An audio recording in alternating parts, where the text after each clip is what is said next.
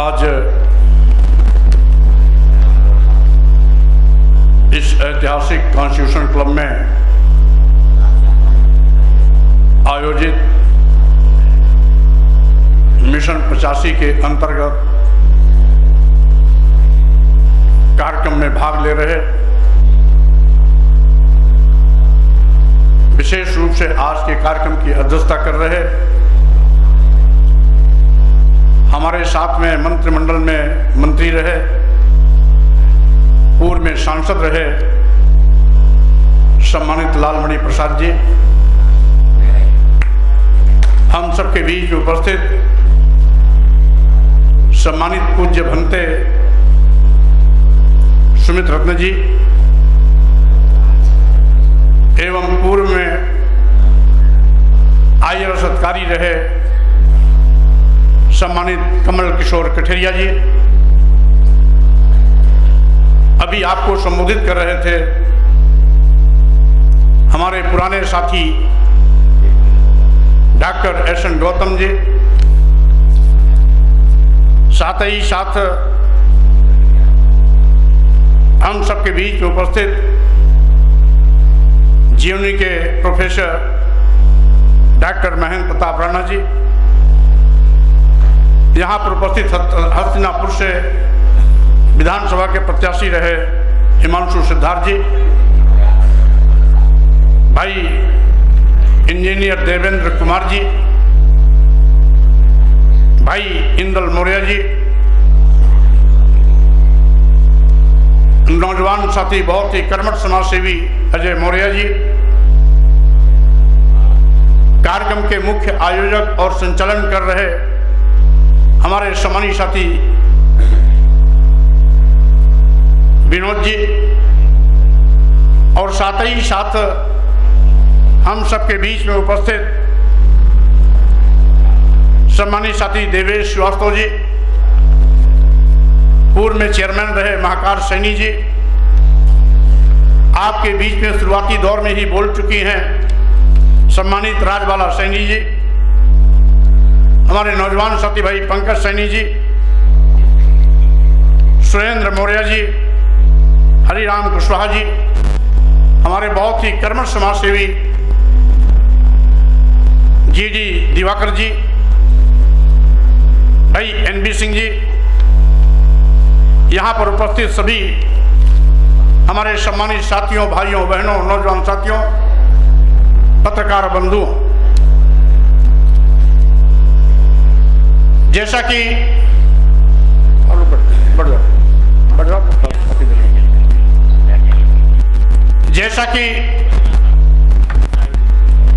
हमारे बहुत से सम्मानित वक्ताओं ने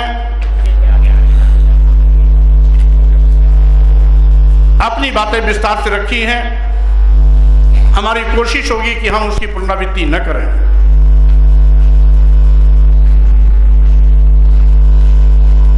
समय समय पर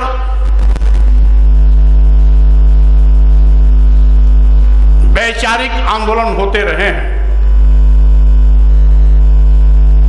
आज से 2500 वर्ष पूर्व इस देश में ढोंग, पाखंड, रूढ़वादी परंपराएं, नरबल, पशुबल, अश्वमेध यज्ञ के नाम पर तमाम जानवरों का बल दिया जाना, इंसानों का बल दिया जाना, आदि कुप्रथाओं को कभी यहां पर रोकने का काम किया था, अपने विचार का परचम लहराया था, तो विश्व के धम्म गुरु नायक महामानव गौतम बुद्धा ने उस परंपरा को सम्राट अशोक, राजा प्रसेनजित,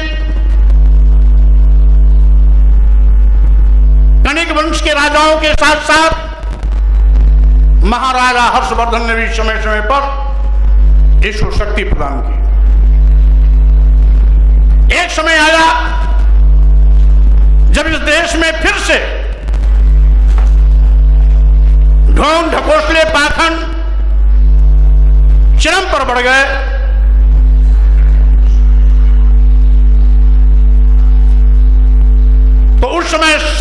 प्रथा चली और उस प्रथा में महान संत शिरोमणि रविदास जी, संत कबीर जी, संत गुरु नानक जी आदि आगे बढ़कर के अपनी वैचारिक क्रांति के माध्यम से इसको कमजोर करने की कोशिश की।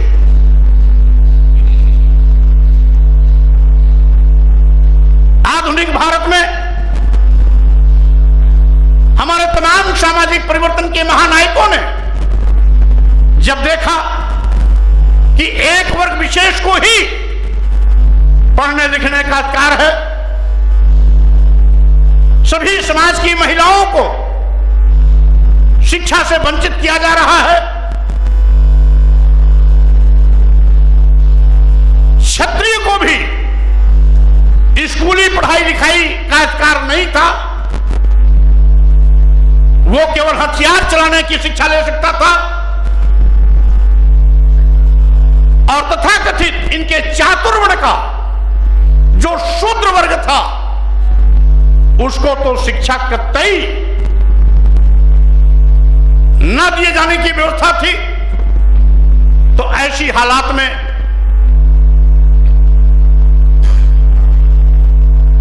इन वंचित समाज को हक और अधिकार दिलाने के लिए, सम्मान स्वाभिमान के साथ खड़ा होने के लिए,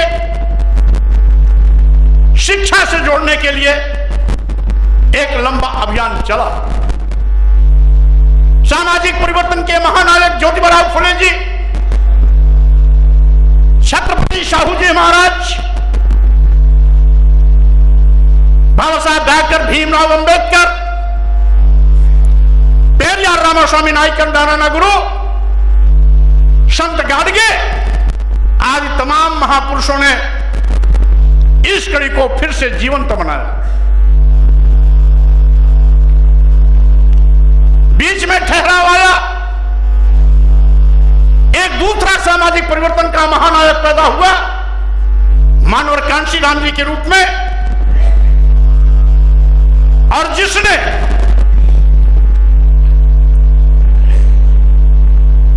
सम्मान स्वाभिमान को पाने के लिए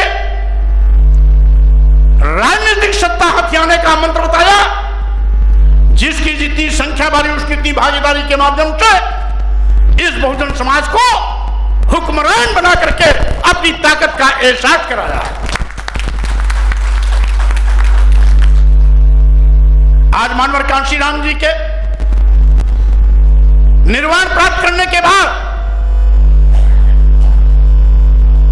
देश में यथास्थितिवादी ताकतें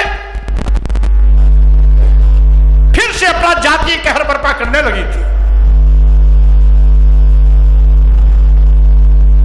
जहां सामाजिक परिवर्तन के महानायक ज्योतिबा फुले जी, सावित्रीबाई फुले ने पहली बार इस देश में महिलाओं को पढ़ने लिखने का अधिकार दिलाया, वहीं पर सामाजिक परिवर्तन के महानायक ज्योतिबा फुले जी, छत्रपति साहू जी महाराज और बाबा साहब डॉक्टर अंबेडकर, तमाम महान नेताओं ने एक लंबा आंदोलन करके इस देश के अनुसूचित जात, अनुसूचित जनजात और पिछड़ों को पढ़ने लिखने का अधिकार दिलाया। यह संयोग था कि बाबा साहब डॉक्टर अंबेडकर को भारतीय संविधान तैयार करने का मौका मिला।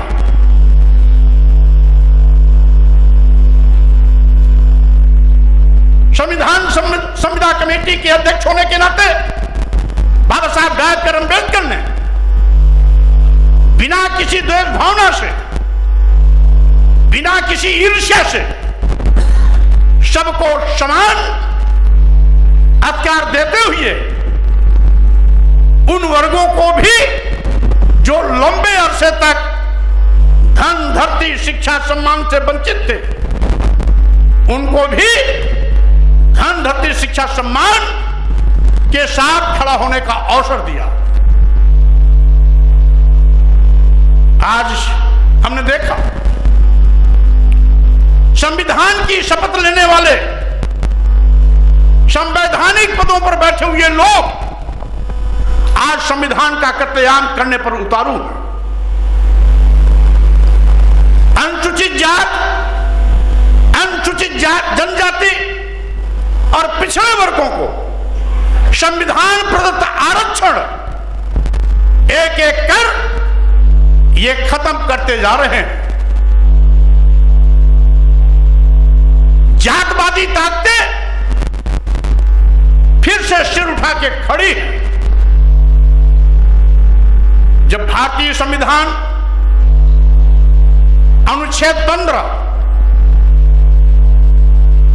सबको समता का अधिकार देते वक्त स्पष्ट व्याख्या करता है कि धर्म, जाति, लिंग और जन्म स्थान के आधार पर किसी के साथ कोई भेदभाव नहीं होगा, तो आखिर संविधान की शपथ लेने वाले लोग संवैधानिक पदों पर बैठे हुए प्रधानमंत्री, मुख्यमंत्री की देखरेख में आज संवैधानिक व्यवस्था का कत्लेआम क्यों हो रहा है?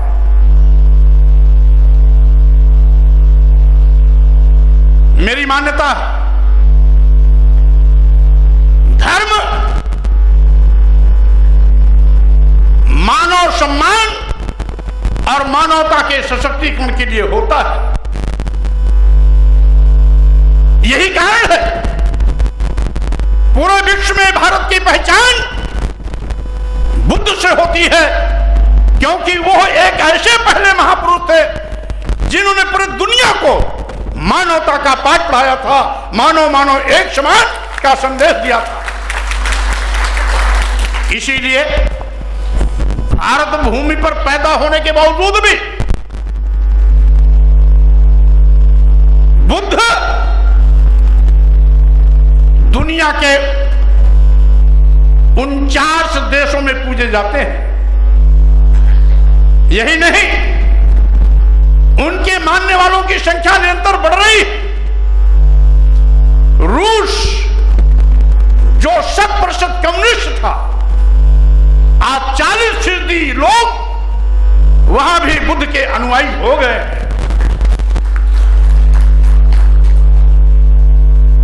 और आज यही नहीं, अमेरिका में हमारी सरकार नहीं, वहां अमेरिका की सरकार होती है, लेकिन रांची की पहाड़ियों में पुरातत्व विभाग द्वारा जब खुदाई होती है तो वहां पर भी भगवान बुद्ध और बुद्धकालीन अवशेष मिलते हैं। साइबेरिया के पठार में भी जब पुरातत्व विभाग ने खुदाई किया तो वहां भी भगवान बुद्ध और बुद्धकालीन अवशेष मिले। और आपको याद होगा कुछ दिन पहले तालिबानों ने भगवान बुद्ध की मूर्ति तोड़ी थी अफगानिस्तान में, बाबियान पहाड़ियों में, यानी 100 फीट भगवान बुद्ध की मूर्ति हम बनाने गए थे, आप बनाने गए थे। ये हजारों साल पहले की धरोहर है, अभी तक विश्व के कोने कोने में छिपी हुई है। आज भी जमीन के अंदर बहुत सी ऐसे ऐतिहासिक साक्ष्य दबे हैं। यही नहीं, आज माननीय सर्वोच्च न्यायालय के आदेश पर जहां राम मंदिर बन रहा है, पुरातत्व विभाग ने 3 बार खुदाई की, वो भी भारत सरकार की संस्था है। तीनों बार की खुदाई में भगवान बुद्ध की मूर्तियां और बुद्धकालीन अवशेष मिले। यहां तक कि माननीय सर्वोच्च न्यायालय ने राम जन्मभूमि के पक्ष में निर्णय देते हुए बुद्ध का जिक्र करते हुए कि चूंकि ये बुद्ध की स्थली रही है, इसलिए राम यहां पैदा हुए होंगे, इस आधार पर राम जन्म के विषय में उन्होंने अपना निर्णय सुनाया था।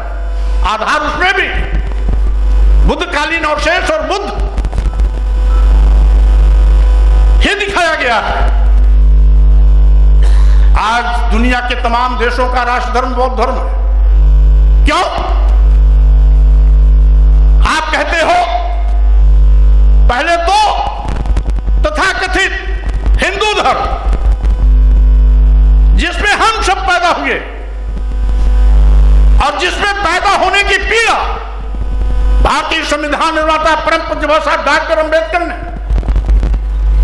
अपने पूरे जीवन में पग पग पर जाति उत्पीड़न का जो दंश झेला था, यही नहीं विश्व के सबसे बड़े विद्वान होने का गौरव प्राप्त करने के बाद भी जब भारत भूमि पर आए थे तो विश्व का सबसे बड़ा विद्वान होने के बाद भी उनको जाति अपमान के कड़वे घूंट पीने पड़े थे, जिससे तंग आकर के बाबा साहब डॉक्टर अंबेडकर ने कहा था मैं बुद्ध धर्म में पैदा मैं हिंदू धर्म में पैदा हो गया, ये मेरे बस में नहीं था, लेकिन मैं हिंदू होकर नहीं मरूंगा, ये मेरे बस में है। और इसीलिए 1956 में यानी भारतीय संविधान लागू होने के बाद, भारतीय संविधान लागू होने के बाद 1956 में नागपुर की दीक्षा भूमि पर 10 लाख लोगों के साथ बौद्ध धर्म ग्रहण करने का काम किया था। वो 10 लाख लोगों के साथ बौद्ध धर्म ग्रहण करके उन्होंने आने वाली पीढ़ियों को बता दिया था कि अगर सम्मान और स्वाभिमान चाहते हो तो वो जिस धर्म में पैदा हुए हो वहां नहीं मिल सकता। सम्मान और स्वाभिमान पाने के लिए भगवान बुद्ध के रास्ते पर जाना पड़ेगा, भगवान बुद्ध के रास्ते पर जाना पड़ेगा। वो 1956 में बौद्ध धर्म की दीक्षा ग्रहण करने का उद्देश्य भावी पीढ़ियों को अप्रत्यक्ष रूप से निर्देश था। आज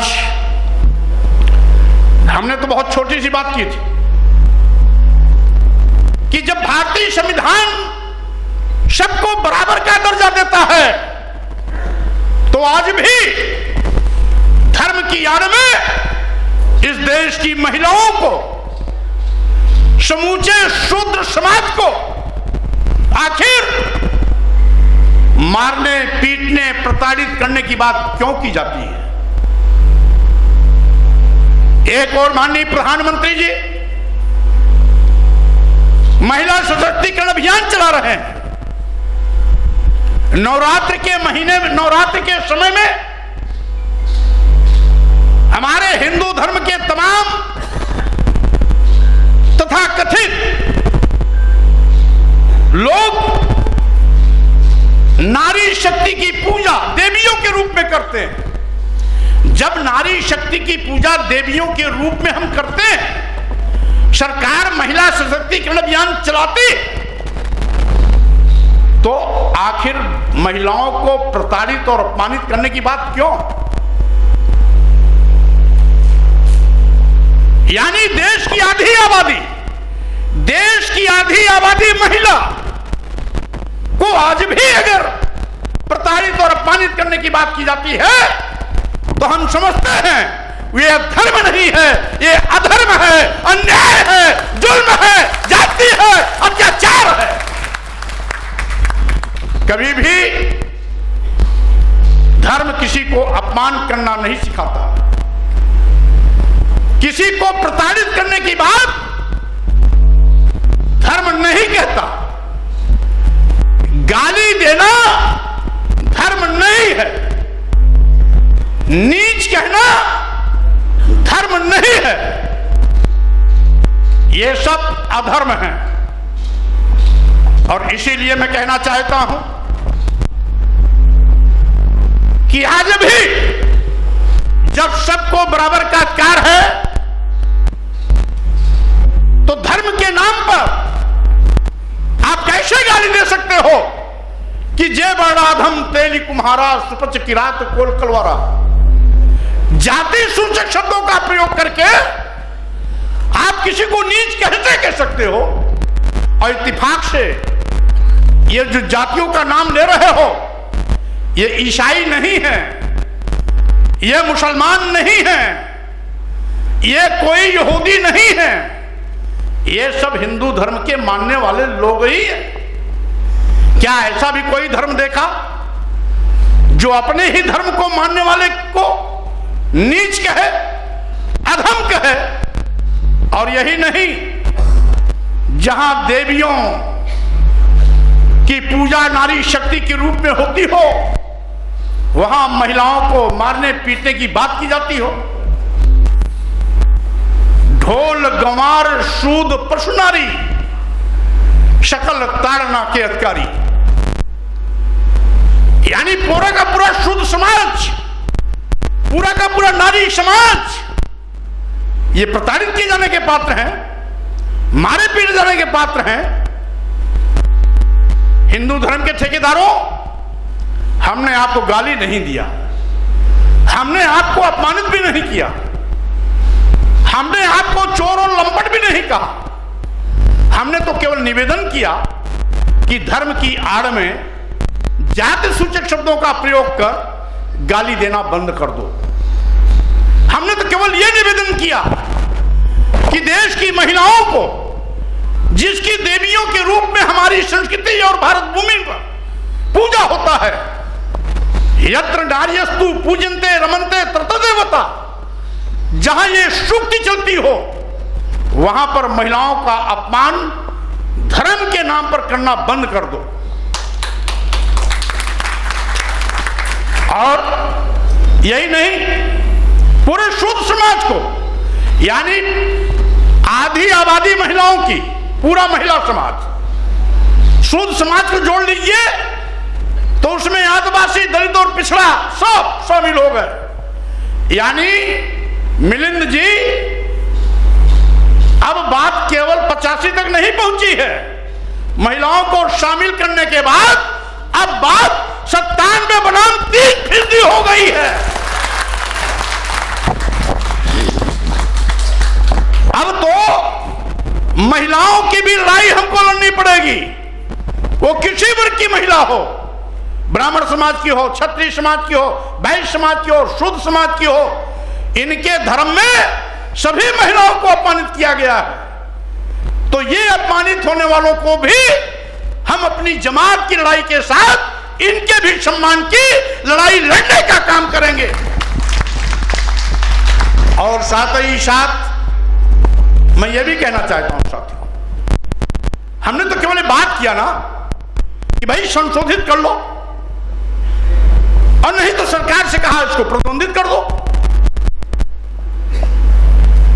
तो रातों रात गीता प्रेस वाले संशोधित क्या किए कि ताड़ना का मर्थ शिक्षा। अरे चोर कितना भी चोरी करे उनको तो छोड़ ही जाता है। गीता प्रेस वाले, पहली बात तो वो अधिकृत नहीं है, किसी की लिखी किताब को प्रिंटिंग प्रेस अर्थ नहीं बदल सकता, वो अधिकृत नहीं है। दूसरी चीज, एक मिनट के लिए मान लिया सच है तो गधे, खच्चर, ऊंट, गाय, भैंस, सुअर, बकरी को कौन सी स्कूल में पढ़ाने का काम करोगे? कहां शिक्षा दोगे? कौन सी किताब बकरी को पढ़ाओगे? कौन सी किताब भैंस को पढ़ाओगे? कौन सी शिक्षा दोगे ऊंट को? कौन सी शिक्षा दोगे सुअर को? कौन सी शिक्षा दोगे कुत्ते को? कौन शिक्षा दोगे बिल्ली को? इसलिए अपनी तरह क्या सबको मूर्ख समझते हो क्या? सभी बड़ी बड़ी डिग्रियां लेके बैठे हैं, कोई पीएचडी है, कोई डीलिट है, कोई प्रोफेसर है, कोई लेक्चरर है, कोई आईएएस है, कोई आईपीएस है, कोई आईआरएस है, और कोई इंजीनियर है, कोई टेक्नोक्रेट है, कोई साइंटिस्ट है। क्या इतना मूर्ख समझ लिया कि आप जो लिख दोगे वो मान लिया जाएगा? और वहीं पर उसी में जहां आपने ताड़ना का अर्थ बदला, वहीं दूसरी लाइन में ताड़ना का अर्थ अभी भी मारना पीटना। सापत ताड़त परुष कहंता, सापत ताड़त परुष कहंता, पूजहि विप्र कहां शब संता। तो यहां ताड़न का अर्थ अभी भी मारना पीटना है। तो एक जगह बदलने से तो आपकी चोरी पकड़ ली गई। अगर सब बदल दिए होते तो हो सकता है धोखे में एक बार आपकी बात को लोग सच मान लेते। इसलिए आज यह है, लड़ाई लंबी जरूर चलेगी, लेकिन भारतीय संविधान रहते धर्म की यान में अब जाति सूचक शब्दों का प्रयोग कर तुम नीच नहीं कह पाओगे, अधम नहीं कह पाओगे, प्रताड़ित नहीं कर पाओगे। और साथ ही साथ तुमने बाबा साहब डॉक्टर अंबेडकर का भले अपमान कर दिया हो, विश्व के सबसे बड़े विद्वान होने के बावजूद भी तुमने पग पर उनके जातीय अपमान कर दिए हो। लेकिन आज पूरा देश जग गया है। अब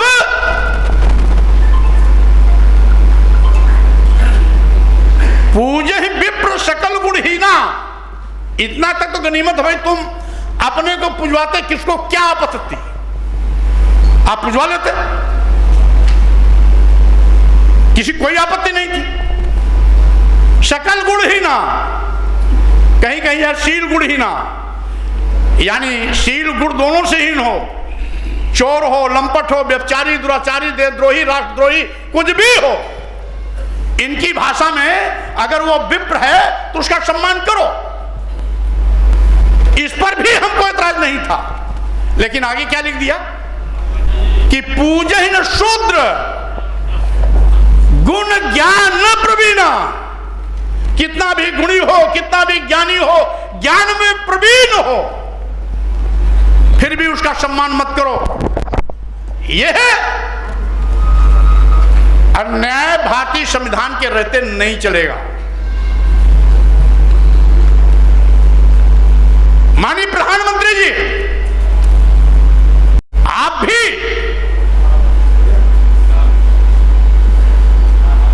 चुनावी बैतरणी पार करने के लिए 2014 में हर जगह हम मंचों से कहे थे कि फला पार्टी ने हमको नीच कह दिया क्योंकि हम पिछड़ी जात में पैदा हुए हैं। 2014 पार्लियामेंट चुनाव के पहले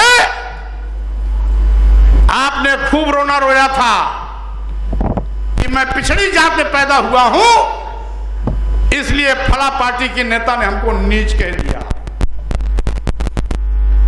माननीय प्रधानमंत्री जी, केवल वोट लेने के लिए आप पिछड़े हैं या काम करने के लिए भी पिछड़े हैं?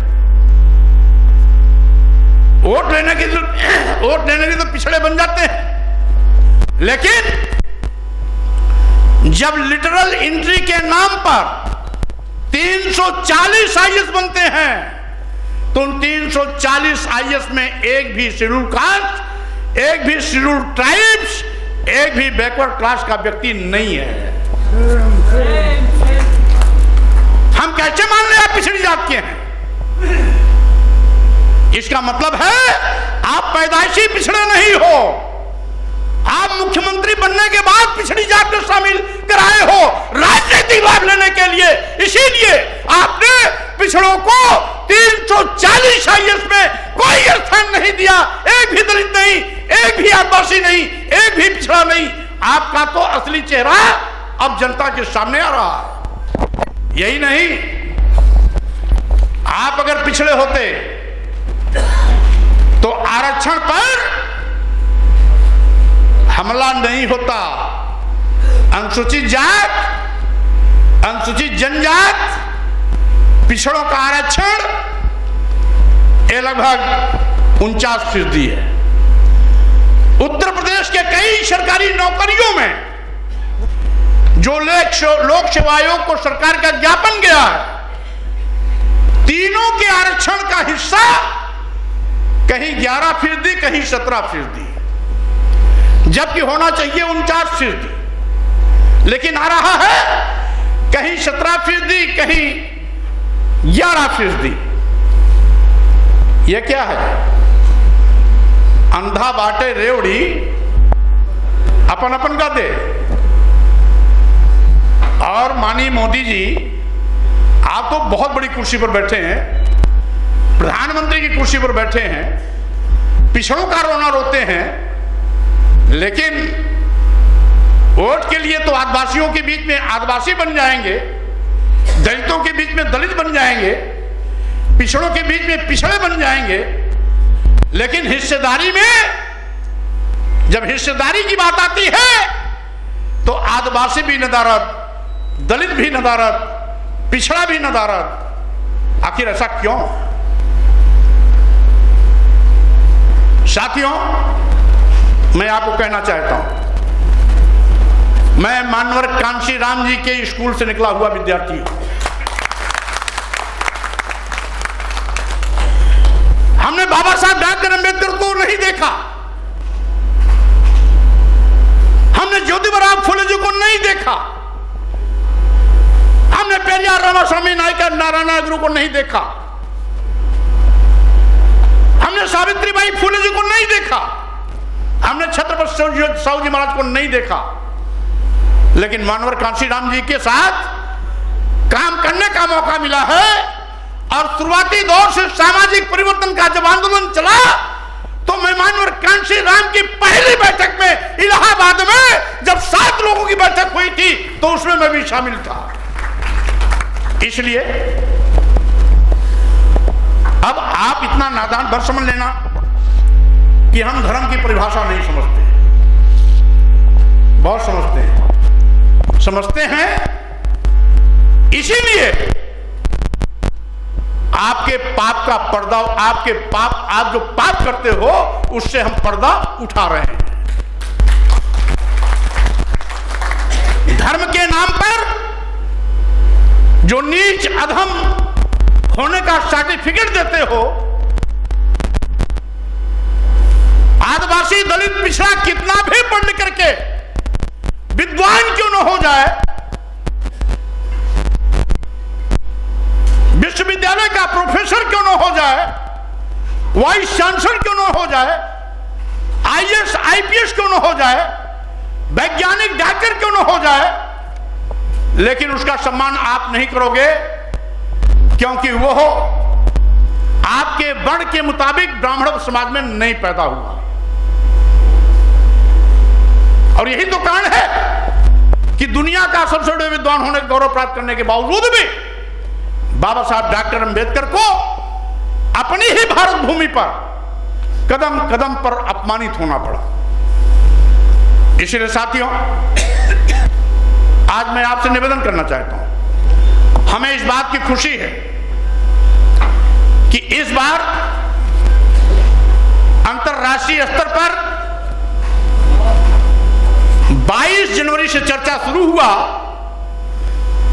और आज 22 फरवरी है, आज तक लगातार वो चर्चा जारी है। 22 फरवरी से चर्चा जारी हुआ, हम उसमें राजेंद्र पाल गौतम जी और बिहार के माननीय मंत्री जी का टेन्योर नहीं जोड़ रहे हैं। उसको जोड़ लिया जाए तो ये दिनों की संख्या और बढ़ जाएगी। हमने तो केवल जो मैंने आवाज उठाई 22 जनवरी को, वो आज तक अंतरराष्ट्रीय प्लेटफॉर्म पर चर्चा का विषय बना। गांव के चट्टी चौराहे चाय की दुकान से लेकर सचिवालय और विश्वविद्यालय तक आज विचार विमर्श हो रहा है ये शुभ संकेत है, ये शुभ संकेत है, ये लोकतंत्र है। माननीय मोदी जी, ये लोकतंत्र है। लोकतंत्र का कत्लेआम कर, भारतीय संविधान की धज्जियां उड़ाकर आप सत्ता में ज्यादा दिन तक नहीं रह सकते। जिस तरीके से केंद्र और प्रदेश सरकार की काली करतूतें आज तक जाहिर हो रही हैं, उससे मैं दावे के साथ कह देना चाहता हूं, 2024 का लोकसभा चुनाव भाजपा की विदाई का चुनाव होगा। क्योंकि जब चुने हुए लोग, जब संविधान की कसम खाने वाले लोग प्रधानमंत्री बनकर के, मुख्यमंत्री बनकर के हिंदू राष्ट्र की बात करते हैं, तो संविधान की कसम खाने वाले लोग संविधान विरोधी कसम कैसे खा सकते हैं? हमारा देश सभी धर्मों का है, सभी पंथों का है।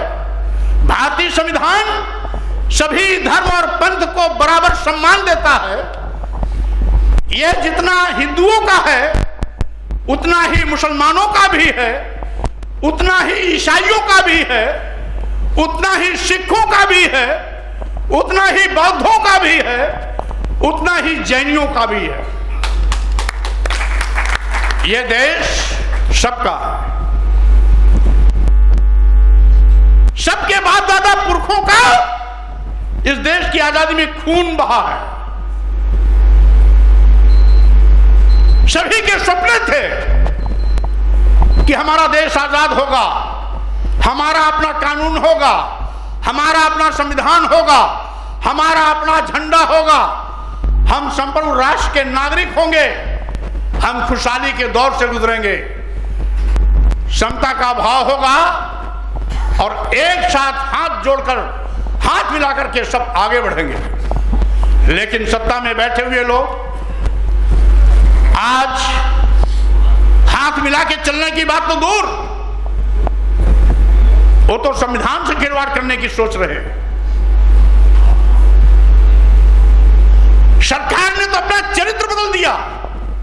लोकतांत्रिक देश में चुनी हुई सरकारों की जवाबदेही जनता के प्रति होती है, लेकिन इन चुनी हुई सरकार जो वर्तमान में है, इस चुनी हुई सरकार की जवाबदेही जनता से नहीं है, बल्कि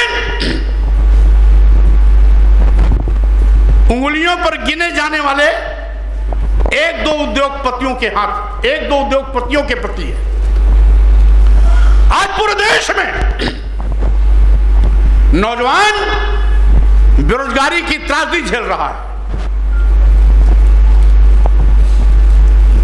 सरकारी नौकरियां गायब होती जा रही। गायब भी क्यों न हो, सरकारी विभाग अपने चहेते उद्योगपतियों के हवाले कौड़ियों के भाव बेचा जा रहा है।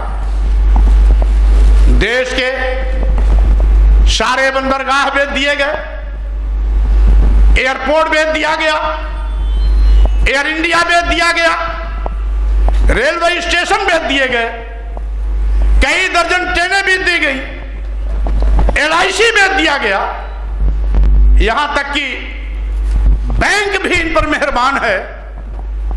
अभी भारतीय जनता पार्टी पार्लियामेंट में जवाब नहीं दे पा रही थी,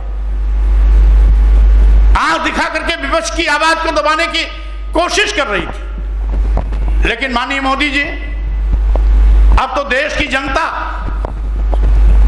जो गंवई गांव का, चट्टी चौराहे का, चाय की दुकान का, वो भी चर्चा कर रहा है कि पहले ट्रेड यूनियन लीडर, छात्र संघ के विश्वविद्यालय के छात्र नेतागण मांग करते थे कि निजी क्षेत्रों का राष्ट्रीयकरण हो। आजादी के बाद आप अमृत महोत्सव मना रहे हो और इस अमृत महोत्सव में देश को कुछ देने के बजाय देश की राष्ट्रीय संपत्तियों को, राष्ट्रीयकृत संपत्तियों को निजी हाथों में देने का पाप कर रहे हैं। आज नौजवान ठगा महसूस कर रहा है। अगर सरकारी विभाग को भी आपने बेचने की शुरुआत किया, जो आपकी पॉलिसी है, सारे सरकारी विभाग बारी बारी से उद्योगपतियों को रेवड़ी की तरह आप बांट दोगे, तो आगे आने वाले समय में भी हमारे देश की बेटियां और बेटे सरकारी नौकरी कहां पाएंगे? जब सरकारी विभाग ही उद्योगपतियों के हवाले हो जाएंगे तो सरकारी नौकरियों के लाले पड़ जाएंगे। महंगाई से किसान, गरीब, मजदूर, महिलाओं की कमर टूट गई है। रसोइयां संभालने वाली महिलाएं रसोइयां कैसे चलाती हैं, तंगहाली का आलम उनसे जानिए। आज गरीब, मजदूर, किसान किस तरीके से आफत की चक्की में पिस रहा है, उसका दर्द उससे जाके पूछिए।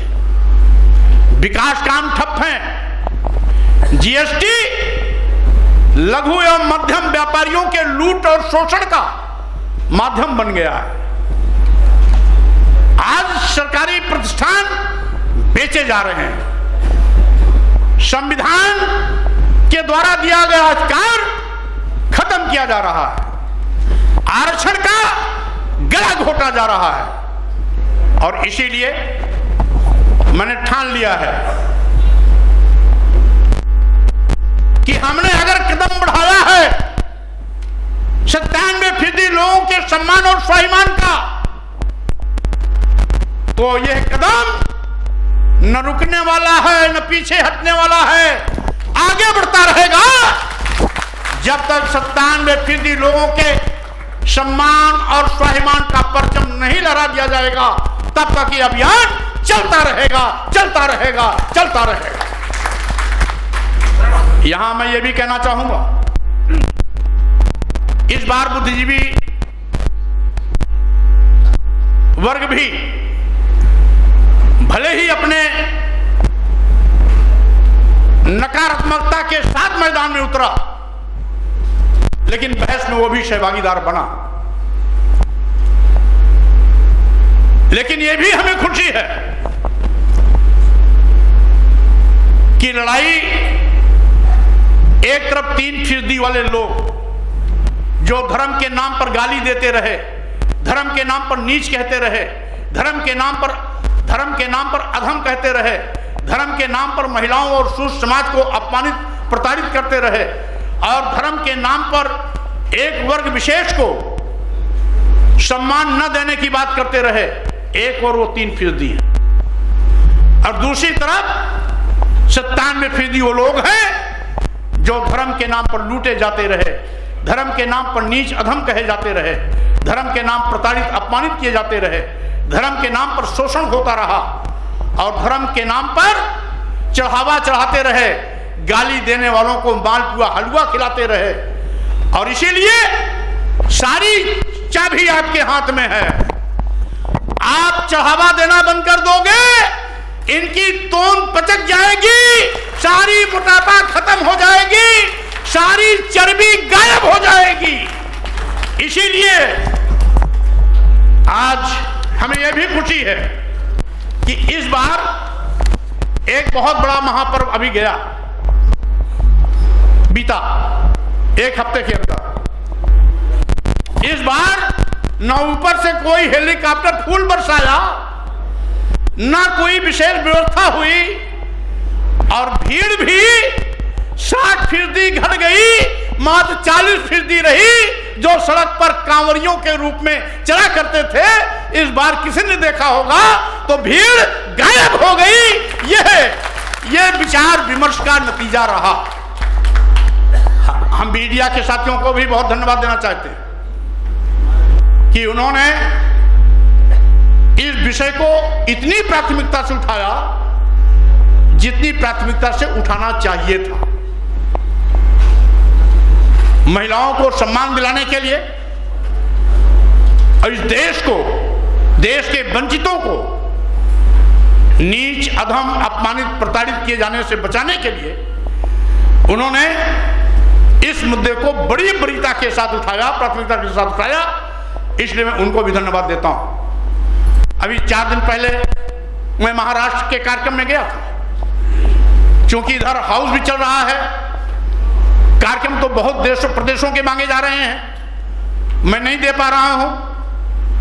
अब चूंकि विनोद मिलिंद जी ये मानवर कांसीराम साहब के सहयोगियों में से रहे हैं, शुरुआती दौर से हमने इनको देखा है, इसलिए इनके सम्मान में मैं ना नहीं कर पाया।